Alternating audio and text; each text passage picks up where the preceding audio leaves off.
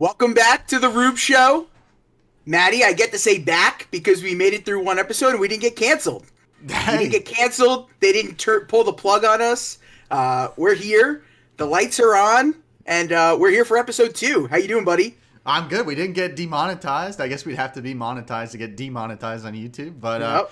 I'm good. I went for a little old bike ride with Alex Toussaint. He kicked my tail this morning on the Peloton. I'm good, man. Happy Monday. How are you?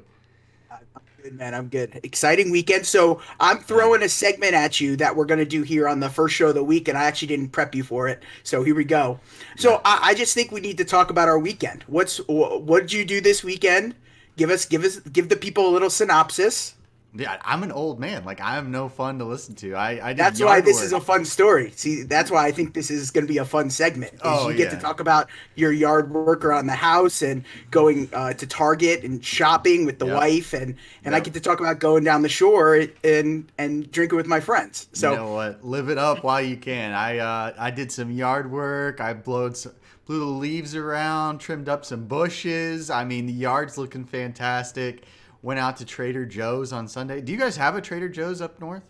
I think so, but that's not the kind of store I go to. Come on, Oh, Do I look like a Trader Joe's kind of guy? I mean, yeah. come on, man. Well, you All right. should don't knock it. It's got some got a pretty good cocktail section as well over there. Some six Oh, I'm dollar sure. wines that and then there's a margarita that has some margarita mix already built in, and you don't need to add extra margarita. Not that I'm saying that I have accidentally taken it home, thought it was just margarita mix with no alcohol, put more alcohol in it, and didn't remember it until the next day. So Yeah, you forgot. yeah, Yep, you totally forgot. forgot. It kind of segments into what I want to talk about today. And like we told you with episode 1, this isn't just going to be a sports show. We're going to talk about everything. Stuff that I care about, Matt cares about, and that I think the world is relevant in the world and people should care about, or I feel like not enough people know about. And that's what today is going to be about. It might get a little spicy here as we get going, but it's going to be about the world kind of slowly getting back to normal here as vaccines are rolling out, and the big topic of discussion right now is that the Biden administration just passed the 1.9 trillion dollar stimulus package Yeah. to Americans. So let's just start. Let's just start here, Matt. So of that 1.9 trillion dollars, only 9% of that 1.9 trillion is money that's going direct to Americans. That $1,400, or was it 1,400 or $2,000? It all depends per household. That is going to Americans is only 9% of the bill. So there's so much fluff in there, and you could dig through that thing forever. But that's not what we're going to get into today. It's going to be the economic effects of that stimulus package and what's gone on here in the last, I mean, what is it now? 14, 15 months here in the United States in particular, and just the world in general with the global pandemic that is COVID.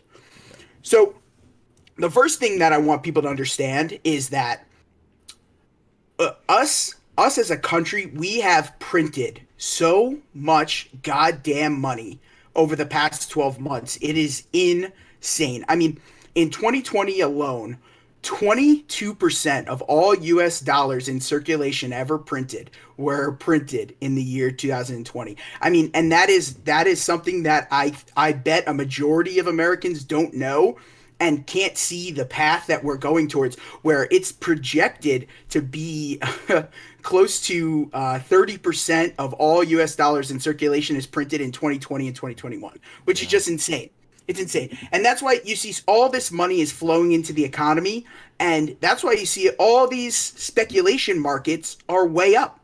I mean, you've gotten into sports cards and Top Shot and Pokemon cards and just everything. All these speculation markets are booming because all of this money is flowing in, Yeah. and I mean, it's something that we see in the housing market right now, where interest rates are super low, and it's a seller's market for sure.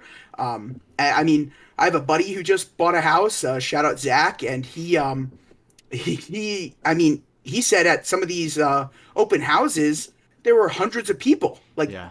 lines around the corner, and sometimes before the house is even on the market or the open house happens, they have a closing. They on the house. It's just insane. People are coming in with these massive cash offers, and then with interest rates low, it just really is encouraging buying. But here's the problem. The problem is we're moving towards a hyperinflationary period Yeah. where we have printed way too much money, and the money that's going back into the economy right now isn't generating more revenue for us as a country, because that's inevitably what has to happen. All this money that we're printing, it has to be paid back eventually, Yep. in the form of goods and services, or tax increases, or interest increases on lending and stuff like that. So we're kind of slowly seeing that. Last week in the stock market, we saw all these, the tech bubble burst is what people were saying.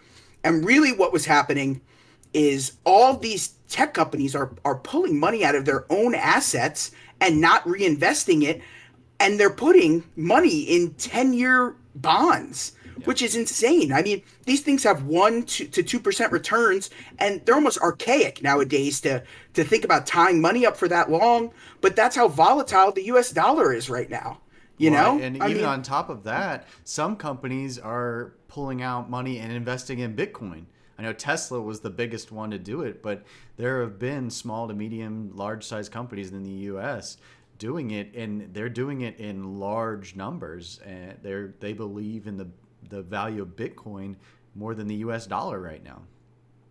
yeah, I mean, Tesla has made more money as a company just holding Bitcoin for 3 months than it did in 25 years of selling cars. And so that's why when people always talk about, oh, the market cap on Tesla's too high, it's overvalued. It's not a bet on the car company. It's a bet on Elon. It's a bet on those decisions that he's making. And I mean, if they're going to continue to make decisions like that, where they're getting in on alternative investments like Bitcoin, and choosing to store their money in a what do you call it, long term, in something like Bitcoin instead of the U.S. dollar, I mean, they're going to be ahead of the game. It's insane to me how for years me and you have been involved in Bitcoin, and kind of. I mean, we were early compared to everyone else getting in on it, and I think this is the perfect time for you to tell your horror story, your Bitcoin horror story. I So mean, go ahead, Maddie. it's brutal. It's heartbreaking.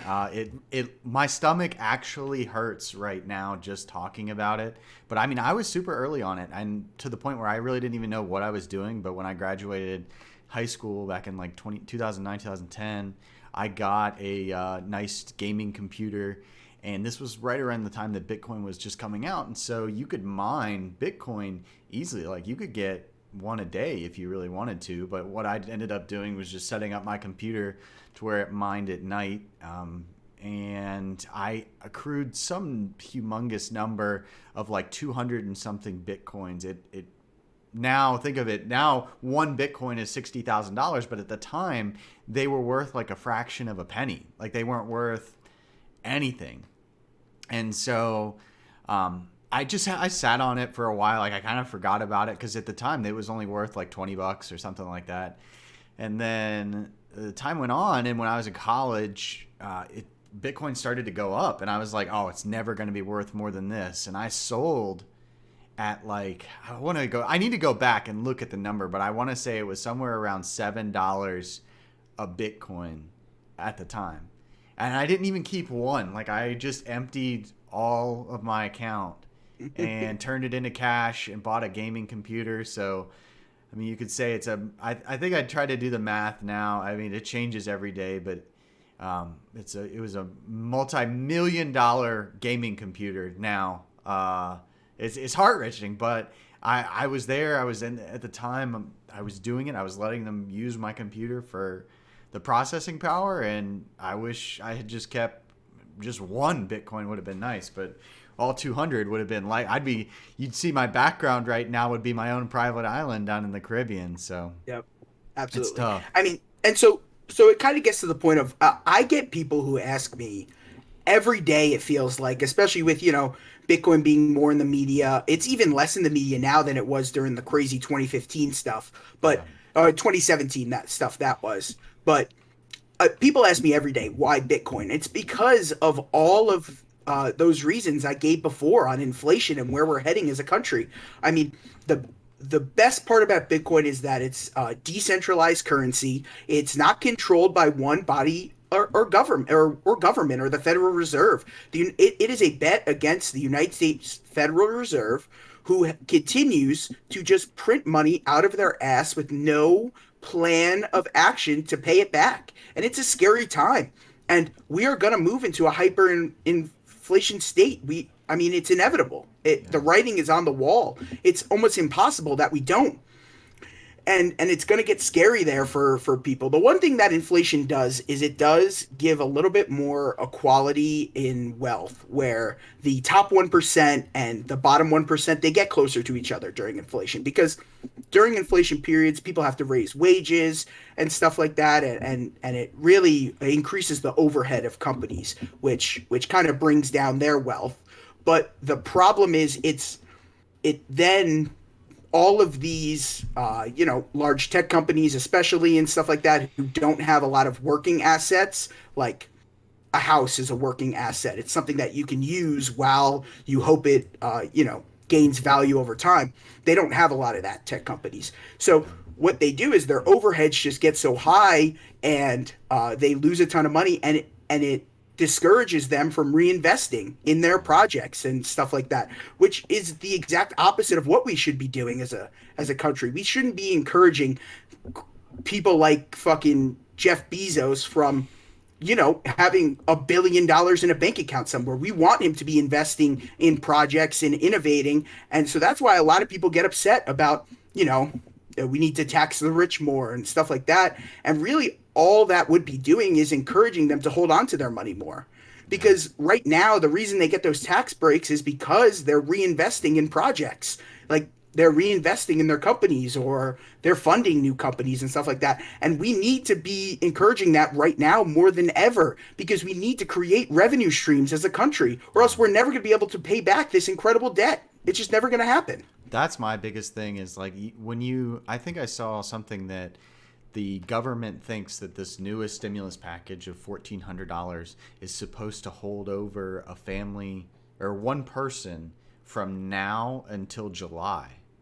But without reinvesting that in some way, like, I don't know anyone that is living independently that can make it 6 months on $1,400, let alone if you have a family or, pets or whatever it may be. And I just think that, as not only do we need to do it as citizens, but as a country, we have to bring in revenue more than we're paying it out to other countries right now.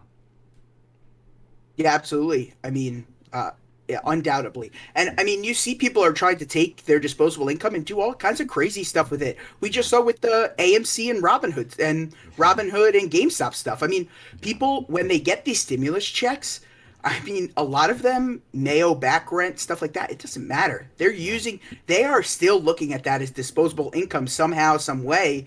I mean, and they're just trying to, get rich quick schemes, kind of, is the way I put it. And what's crazy to me is that the people who were just investing in GameStop and AMC and all of these short squeezes, they would love Bitcoin. Like, if they understood the fundamental principles of Bitcoin and what Bitcoin was about and what the end goal of Bitcoin is, they would love it. It's just that a majority of people understand, like, oh, let's go after these hedge funds, and not, oh, let's bet against the United States Federal Reserve.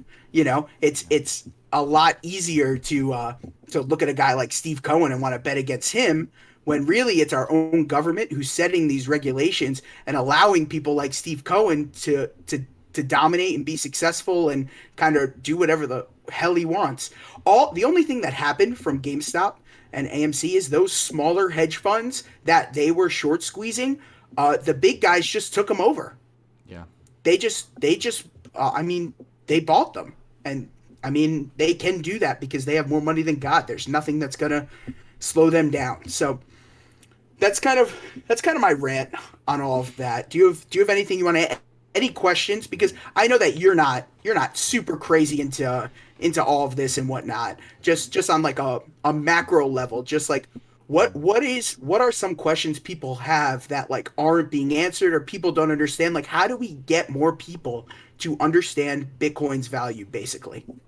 Yeah, so I know things at a very high level, like a 30,000 foot level, and I know that Bitcoin is kind of the basis of all cryptocurrency. From what I understand, everything kind of flows down from that. Would you say that Bitcoin is like the virtual equivalent to gold as to money? Like, is it the same Yeah. kind of concept there? Yeah, it is. It is a similar concept to where it is the store of value. It is what our like economy is almost like built around or built on. And Yeah, it would be the same thing in like the blockchain crypto world. The greatest thing about blockchain technology is that it's all I mean, it's a ledger of everything. So that's why blockchain technology in general is so interesting. Anything where there's ownership being exchanged should be done on a blockchain, like yeah, deeds to houses, all that kind of stuff. Eventually, it's going to go on to blockchain technology where there is just, a record and a history of every transaction between ownership of things. I mean, that's how it should be. That's how you create transparency and you don't have, people questioning where money's moving, where money's going, who's buying what, who's, getting handouts, who's doing this and that. I mean, if it's on the blockchain, there are ways to track it. That's the entire purpose of it, is that all of those transactions are kept in a ledger and for the public to see. yeah, That's the most appealing part of blockchain technology to me, is the transparency aspect, which I feel like so many people want.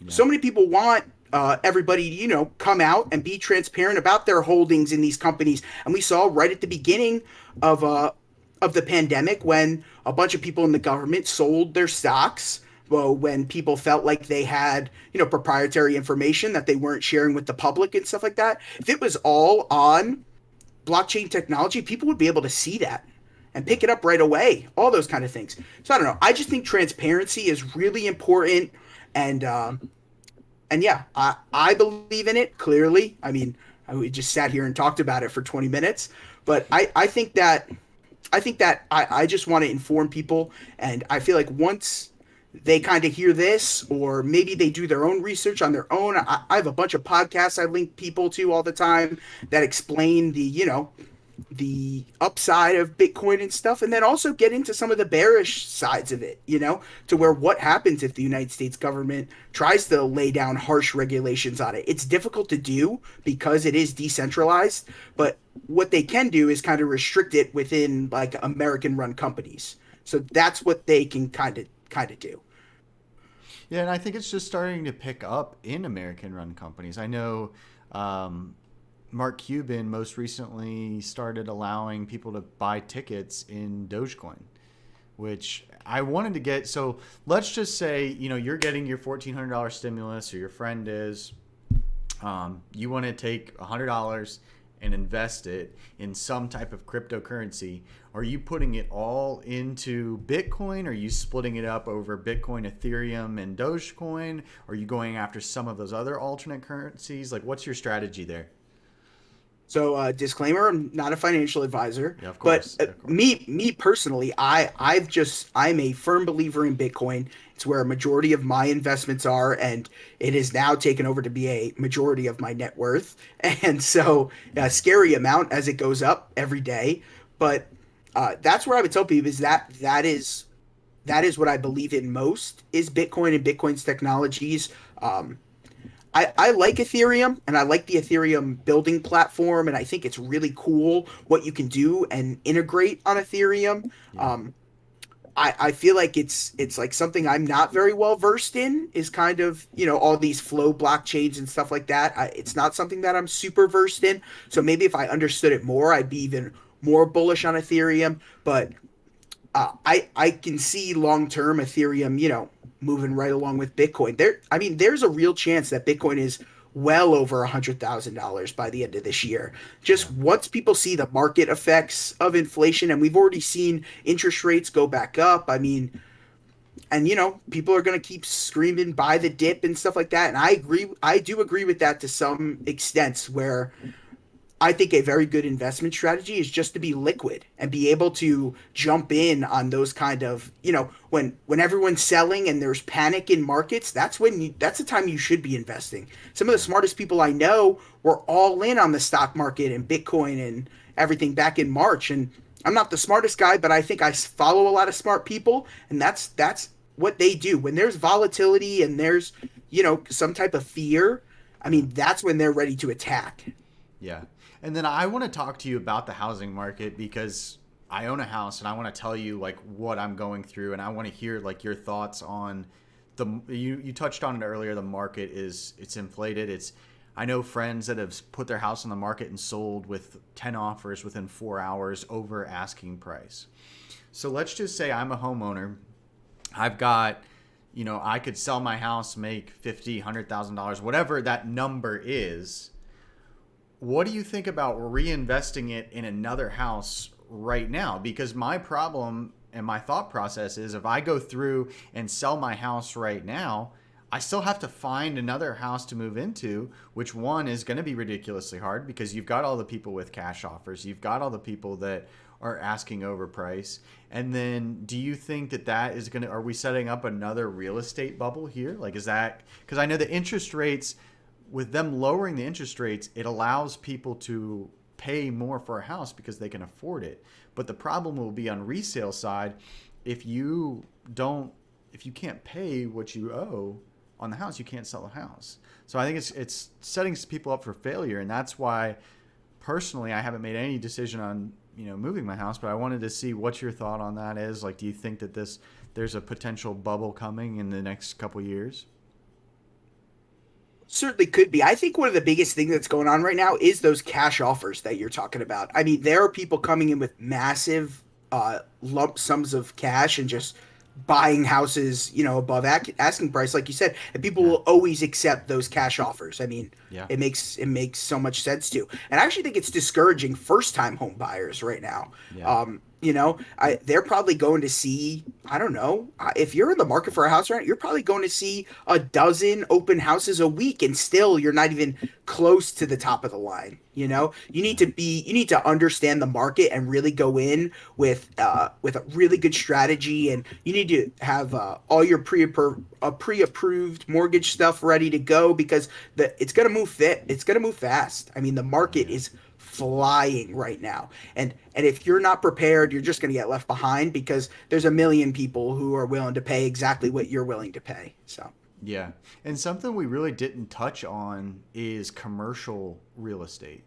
What do you think the future? Do you think people are going to shift to a more work from home dynamic? Like, I know for some industries and some professions you have to be in the office, but like for those that can work from home, what do you see happening to that commercial real estate?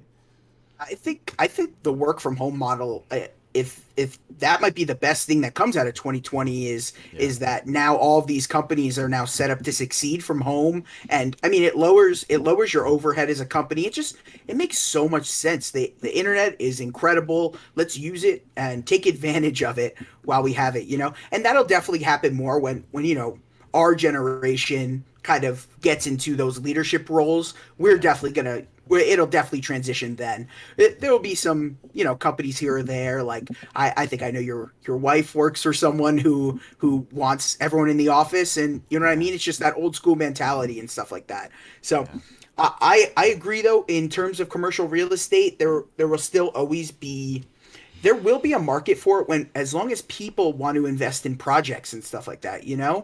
People, as long as that is still thriving, which I think we are in a really creative time where there are a lot of people trying to be innovative and start new things and just try a bunch of throw a bunch of stuff at a wall and see what sticks right now. I do still think that it'll thrive, even if it's not, in workplace environments, and it might be other things. Yeah.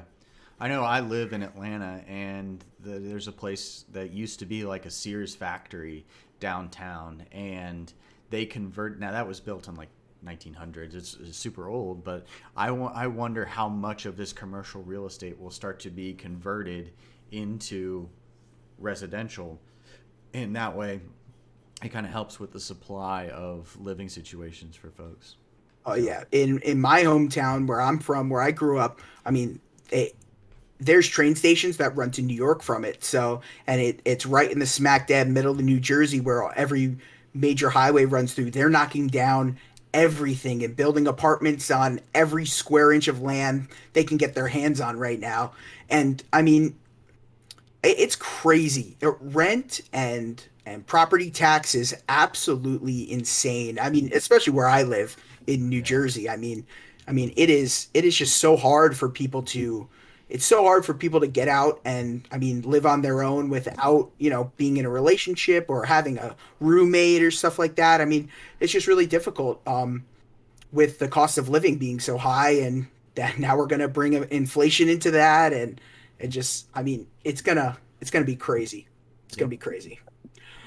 All right, so the one positive thing is that we are right around the corner from kicking COVID in the ass. We are as a country, which is really good Yeah. because I personally feel like we fucked this thing up for 14 months. I mean, we've done almost everything wrong for 14 months. We found a way. If there was something we could fuck up, we found a way to fuck it up. I And think I and think you're now, gonna have to work on. I'm gonna have to be bleeping everything out here, so we gotta work on yeah, our produce. Your producer's gonna producer hate you. Matt. So All yeah, right, perfect.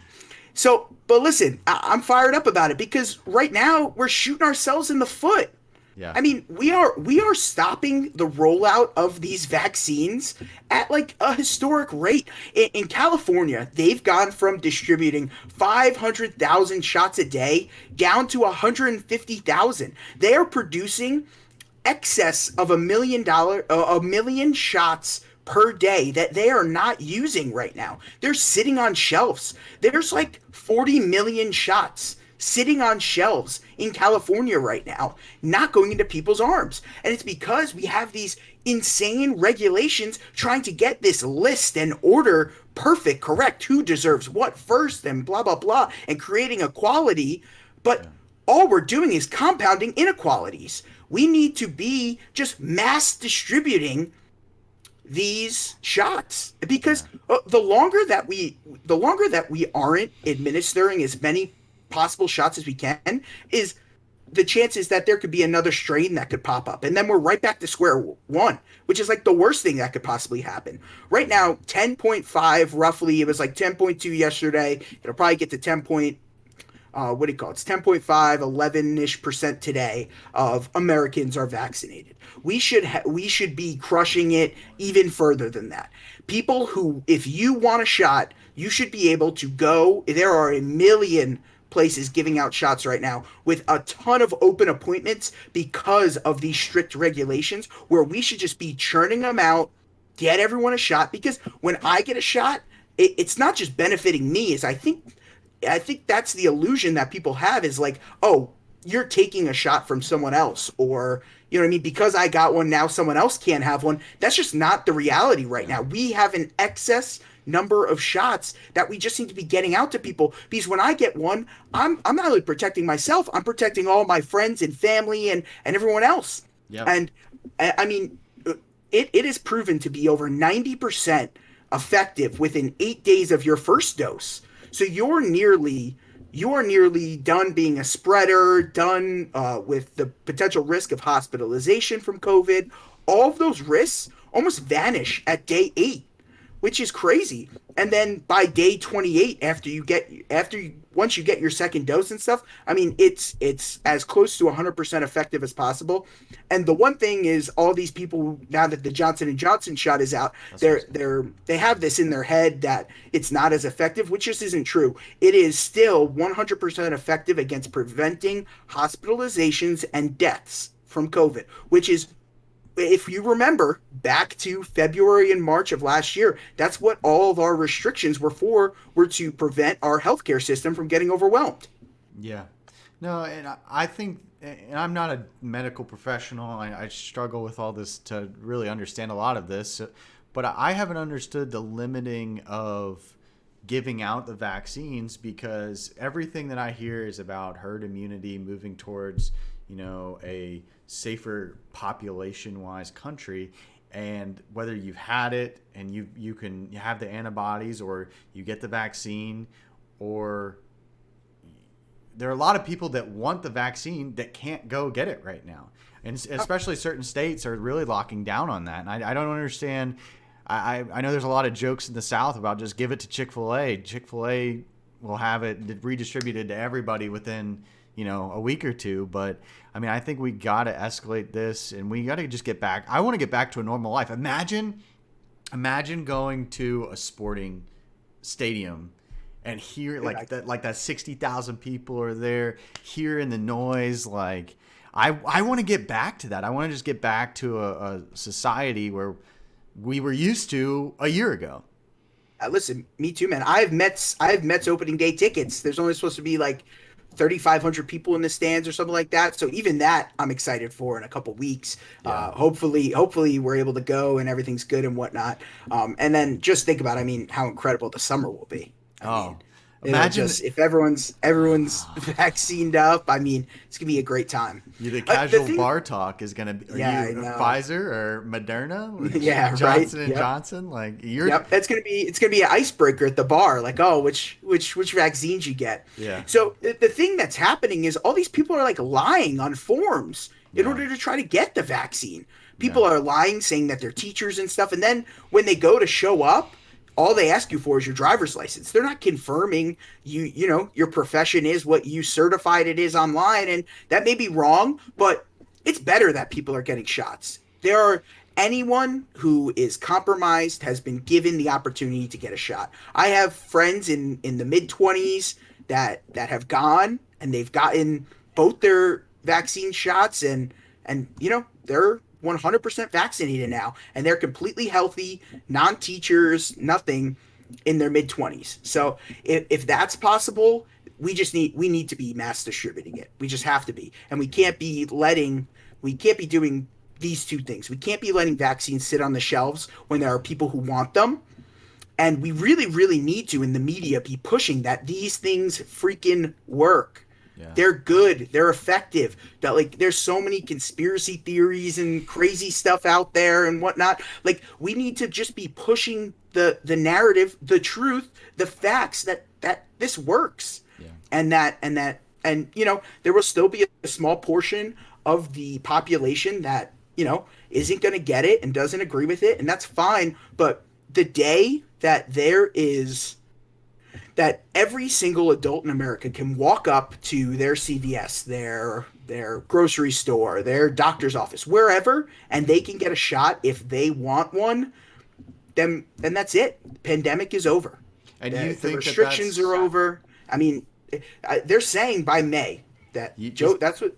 But do you think that? Do you think it will be May? When I say May, do you think in May you're going to be able to walk into your grocery store without a mask? No one's going to look at you crazy, like anything like that. I'm saying, no, I don't think that. When do we get back to a society where we're not scared of this? I would. Well, that's another interesting topic. Let me hit the first topic first, and that's I think that it's going to be available for everyone in May. But they're not going to lift restrictions until, they're going to time it out. Oh, once this person gets a second shot, and then this X amount of days ever, and whatever rollout. So, the goal is 4th of July weekend. Seriously, that has to be the goal. Based on the timeline that we're being given by the Biden administration, which I think they've done an excellent job in their COVID roll and their COVID plan and their vaccine rollout. It's really the state by state stuff where these governors are literally holding these vaccines hostage from people who want them, just because they're trying to divvy it up in a political way, which of course we're politicizing this again, and that's how it's always going to be. But to tackle your other question, when will life go back to normal? I think that's a really complex question, because there will be some people who say, hey, normal didn't work. Look at what happened when we were doing normal. And people are going to try to change things, and we may never go back to the way it was, is what people say. And that term, the new normal, will come into effect. But I see it in my friend group, and just from basically anyone in general. Like, people really, really want to be getting out and doing stuff, and that is going to help the economy immensely because the thing is, all these people are really mad about restrictions on restaurants and all this kind of stuff. And even when restaurants got up to the 25%, 50% capacity, restaurants weren't packed. I Yeah. mean, they were still struggling, and it's because we didn't have a restrictions problem. We had a COVID problem, and we had a fear problem, and people being afraid to go do those things. And once, I mean, once we get this vaccine rolled out, and you know what I mean, things will start to get back to normal. But that fear that you're talking about, I do think that we are still a little bit away. Like it has to be to the point I feel like where we can look back on COVID and be like, oh my God, can you remember that time? And think of it as, a memory, like a distant memory. You know what I Yeah. mean? To where we've done so many things and things are kind of back to normal, and we may see some stuff stay implemented. Some things. I mean, we were gross if you think about it before. So a funny thing I always bring up is like, do you think there'll ever be a kiss cam at a sporting event again? I think it. Yeah. I want it at Think least. so? Yeah. You think What? so? Yeah. I see. That's one where I'm like, did COVID ruin the kiss cam? That's a real question. Yeah, but that's like part of going to a game. Like I that's part think of so. being there. Yeah. Yeah. Listen, I agree with you, but listen, that might just be something that COVID killed. Which I think we're gonna look in 5 years and be like, oh, like, do you remember when this used to happen? Oh, that was before COVID. That'll be a thing. It just will. I mean, there will Yeah. be things that just get left in the past. My thing was always bowling. Imagine like you're bowling, you're eating nachos. You lick Oh, your fingers off and then go wipe them on your shirt a little bit. Go up seriously. there, try and roll your best strike, and then the ball just rolls on back to you. And like, there's no way they got like cleaned in those holes and stuff like that. Now, with all that being said, do I want to go bowling? Yeah, I mean, there was. I mean, I still want to go. I think we got to find a balance, and I think that my biggest concern is like a country is I feel like we have some kind of sickness every few years. Like I know swine flu, you got the coronavirus. Like I just don't want this normal or this to become the new normal. I want to go back to life as we knew it pre corona. But Of we'll course. see. I mean, that's everyone's goal, and I think there will be some benefits that come out of COVID, like we talked about, where we as Yeah. a society will move forward and advance because of it. Which that has to be the goal. Let's learn from our mistakes. Let's see where we fucked up. Yeah, I'm cursing again. Sorry, you got to bleep that out. Where we messed up, we're gonna get demonetized anyway. It's okay. I've already cursed enough. Yeah. And listen, we need to look back on the last 14 months and really, really, as a country, evaluate what we did and how we can be better in case this happens again. Could as unfortunate it is for how many lives COVID has taken, could you imagine if a truly, truly deadly virus was unleashed on us? I mean, we clearly have shown we are not prepared as a country to tackle that. Yeah. And it's scary to think about, but that's a realistic thing that could happen. Like, imagine if there was a deadly virus that had like a 20% death rate. I mean, Yeah. could you imagine? It'd be No, bad. It'd be real bad. I agree. Yeah. I So, agree. and listen, we definitely have a little bit of an overpopulation problem going on in the United States right now too. I mean, we were just talking about it. I mean, they're building apartments on every freaking square inch of land possible right now anywhere. I Yeah. mean, so I so don't I know. mean, I think the biggest thing for me is I just I think that I want to know. This is my question to you.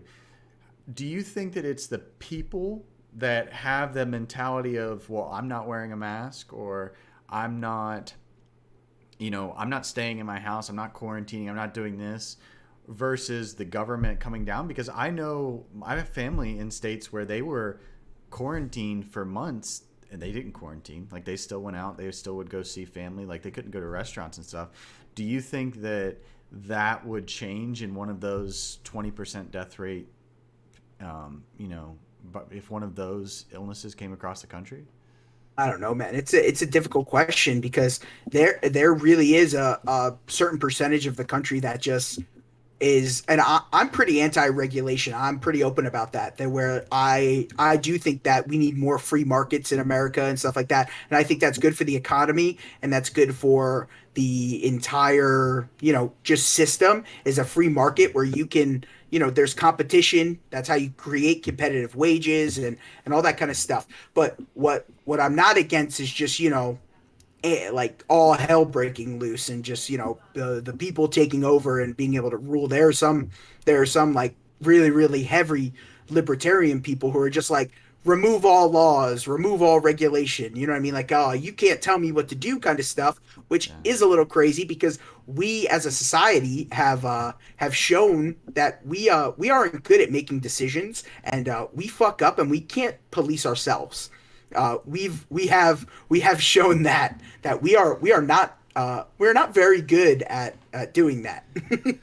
Producer Matt's gonna have a long night after this one. So Did I curse again? yeah, it's okay. We're past it at this point. We're past We'll it. just uncheck the good for kids button there at the bottom. Yeah, we were bad for kids about, what was it, 35 minutes ago. So Yeah, exactly. So look, I think we tackled it.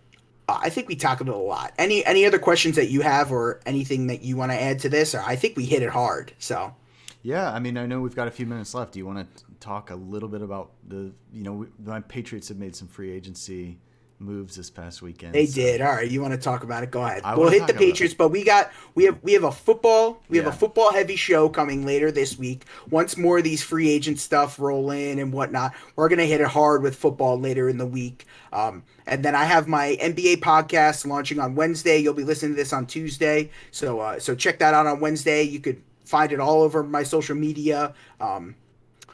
On the Twitter, and yep, Matt's pointing at him right there. There we go. Yep. Yep, I'll blast that on Twitter and Facebook and Instagram and all the good stuff. So find that there. But we'll go football heavy later in the week, and we have a special guest coming on later in the week. We just were talking pre-show. We're gonna have our first guest, which is very exciting. We'll tease it a little bit that it's one of my good friends. Where might be some funny stories told, and he's a depressed Lions fan. So obviously we're gonna hit some Jared Goff and some Matthew Stafford. It'll be a lot of fun, which I'm excited to have a guest on because just talking to Matt all the time is okay, but it'd be fun to have someone else in the conversation. Yeah, producer Matt's going to be busy with that one as well, getting ready for that. So Yeah, there might be some cursing there too. Sorry about that. No. We need to get you a buzzer. That's what we'll get you. You just when you see something coming out of my mouth, you just got to hit it. I'll do what I can. I'll do it. I'll see what I can do on that one. Amazon's Go got to ahead. have something. Go ahead. Hit some Patriots. Tell me what you think. Jonnu Smith. Big signing today. What do you think about that? Is that when we were talking about, you want skill position players and whatnot? Is that the kind of guy you had in mind? Is that the first domino for the Patriots? That's a piece of the puzzle. We get that. Oh man, okay. Well, you missed Cam Newton. Say I buried the lead. I Yeah. forgot about that. We Yeah. recorded before the Cam Newton news. So Exactly. So a lot has changed. I mean, we went from like a 9-7 team to now probably like a 12-4. I mean, we're one piece away from Super Bowl contenders. I mean, we've got Cam Newton under center. We've made some moves on the defensive line today. Jonnu Smith is that one of those offensive weapons we needed. We saw Cam Newton loved his tight end in Greg Olsen in the Panthers for years. I mean, I think it's a great piece to the puzzle. I think we make some big news with Kenny Galladay, and we're in it. Super Bowl contenders. That's my official. What day is it? March 15th, 2021. Put your bets in. yeah, and the Bears are getting Russell Wilson. Yeah, that'll be the day. Listen, Yeah. the emergency podcast we're gonna have if the Bears if the Bears trade for Russell Wilson, I'm gonna be calling you. You're gonna have to drop everything you're doing, and we might record it from my car if I'm driving. That's how great this is gonna be. All right, Yeah. listen, we'll end the show there on you calling for Patriots being Super Bowl contenders. And what was your record? Did I hear 12-4? With Kenny Galladay, easily, yeah, All I right, think that. so 17 game season. Does it go to 13-4, or is it more of a 12-5? Oh, 13-4, definitely. Oh yeah. I assumed that was coming. Yeah. Listen, I'd be excited if you guys got Kenny. And listen, we're gonna talk a bunch about Kenny Galladay with Yeah. our sulking Lions fan on Friday. We'll record Thursday, drop it Friday. Other than that, please give us a like, Yeah. hit that subscribe button. If you have any questions about all the crazy shit we hit on in the first half of the show, go ahead, drop it in the comments. Hit us up on social media. We're always tweeting away. And I do have one last thing, Matt. Yeah. Do you have an NCAA prediction? Who's winning? Who's winning the title? Oh, Because see, this is we coming should out have right before it talked goes. about this because March Madness is my least favorite thing. Yeah, it is your least favorite I thing. don't That's why like we're it. not talking about it. Yeah. But we'll have to listen. We'll hit it. We'll hit it a little bit on Thursday, and then it'll drop Friday Yeah. as some games are going on. But I think Gonzaga wins it all. I mean, They're I good, know man. they're the heavy Yeah. favorite, but my God, this is the best. This is the best Gonzaga. It might not be the best Gonzaga team that we've seen, but it's most certainly the best offensive team. Which they're scary, and they got a cake bracket. They got a clean shot to the Final Four, which is nice. We'll have to see. Now, before we go, do you have a rough plan of what you're going to talk about in the NBA pod? I know we've got a couple minutes here. Give the fans a All right, we'll a roll little out overview little NBA and stuff. then- Listen, Knicks and Nets play tonight. It's a really like a tri-state area focused podcast with the group. Go follow the group Chop Sports on Facebook. 1,700 members, approaching 1,800. And it's going to be Nets Knicks focus probably to start because they do play tonight, which is exciting. Although no Kevin Durant, no Derrick Rose, no Mitchell Robinson, so some pieces missing, but we get to see Emmanuel quickly ball out and whatnot. And then I really want to hit on the MVP talk, which I think is super interesting. Really, really tight race right now. Joel Embiid just went down with an injury. He was who I thought was the favorite to win MVP. But with him going down now, the spotlight's on LeBron and the LeBron media tour. And, my favorite player, Nikola Jokic, the unicorn, the combination of Steve Nash, Larry Bird, and Dirk Nowitzki himself, the Joker. So he's my pick for MVP. So that's who I'm hopeful. And then just hit on some of the contenders, and you know what I mean. Really, really tackle the top of that East, top of that West. Who are the 6 teams that I think can make a title run? Okay. Well, like he said, give us a like, give us a comment. Let us know. This was a less sports focus, so let us know what you think about that. Tune in to James's podcast. Find the information on Twitter. Join Chop Sports. They've got a Facebook group. It's very active. It's got a lot of people in it that just talk sports all day. And yeah, I guess that's it. Tell your friends about us, and we'll see you guys on Friday. And that's the Rueb Show.